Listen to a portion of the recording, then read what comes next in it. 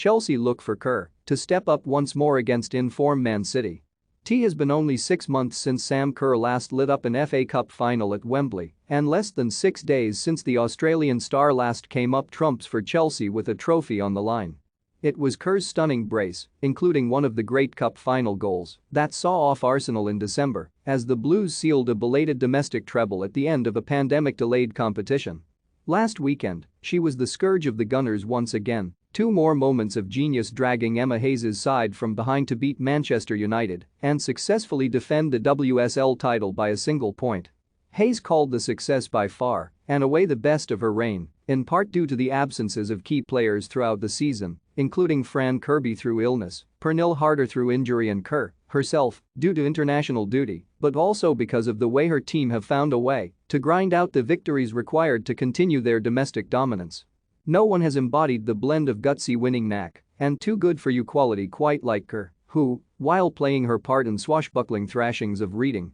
and Leicester in recent months, has also been the player to drag Chelsea over the line in a title race where a single slip-up would have proved fatal. She scored the crucial winners in a laboured victory over Tottenham last month and against Aston Villa in the 92nd minute before that. Heading back to Wembley, for all their array of talent, it may well be some combination of Kerr's brilliance and collective winning habit upon which the Blues have to bank as they face a Manchester City side who, despite Chelsea's coronation, come into the game as England's form team. Amid an injury crisis, Gareth Taylor's City side were out of the title race before it had really begun this season, losing 3 of their first 4 games, more than the top 2 would all campaign. By the time they were hammered 4-0 at home by Chelsea in November, they had taken just 7 points from as many matches. Since then, however, they have been near perfect, winning 21 of 23 games in all competitions, the only defeat in that run, 1-0 away to Chelsea in the WSL, already avenged with a 3-1 victory in the League Cup final in March.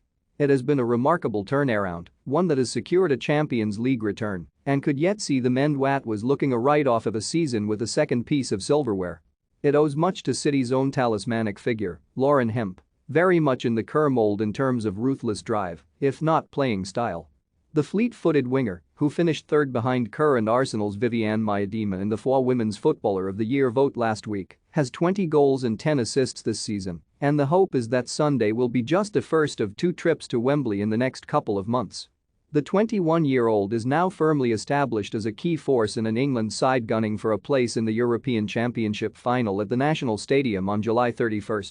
Interest for this final has not quite reached the sellout levels already confirmed for that game, but the Women's FA Cup final record attendance of 45,423 will be shattered, with more than 50,000 tickets sold by Thursday for a match that is being played on the same weekend as the men's equivalent for the first time. In Kerr and Hemp, it boasts 2 genuine match winners at the peak of their powers.